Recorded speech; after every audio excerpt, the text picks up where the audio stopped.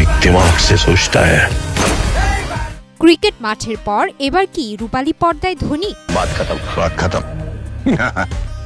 হ্যাঁ, ঠিকই শুনেছেন। মহেন্দ্র সিং ধোনি ভক্তদের চমকে দিয়েছেন নতুন এক অ্যাকশনধর্মী প্রজেক্টে হাজির হয়ে। সম্প্রতি দ্য চেস নামে প্রকাশিত এক টিজারে দেখা গেছে ধোনিকে। তার সঙ্গে ছিলেন বলিউড ও দক্ষিণী সিনেমার জনপ্রিয় তারকা আর মাধবন। টিজারে দুজনকে দেখা গেছে টাস্কফোর্স অফিসারের চরিত্রে, কালো ইউনিফর্ম, সানগ্লাস, হাতে বন্দুক, যেন বিপজ্জনক এক মিশনের জন্য প্রস্তুত। অ্যাঞ্জেলিক ফ্রেশ এয়ার ফ্রেশনার, মুহূর্তেই মন মাতানো মনোরম সুবাস, জাগিয়ে তোলে এক স্নিগ্ধ অনুভূতি। অ্যাঞ্জেলিক।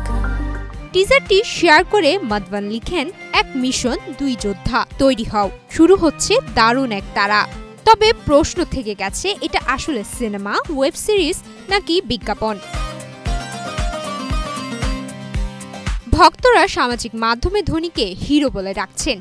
কেউ লিখেছেন, থালা ফর আ রিজন। 2020 সালে আন্তর্জাতিক বিদায় নেওয়ার পর এই উপস্থিতিকে ধোনির সবচেয়ে বড় অনস্ক্রিন কাজ হিসেবেই ধরা হচ্ছে।